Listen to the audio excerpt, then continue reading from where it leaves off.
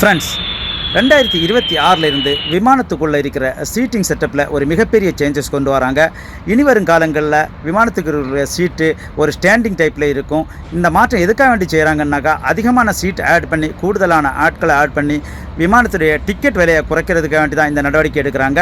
இதற்கான லான்ச் 2026 இருக்குன்னு சொல்லிட்டு அறிவிச்சிருக்கிறாங்க.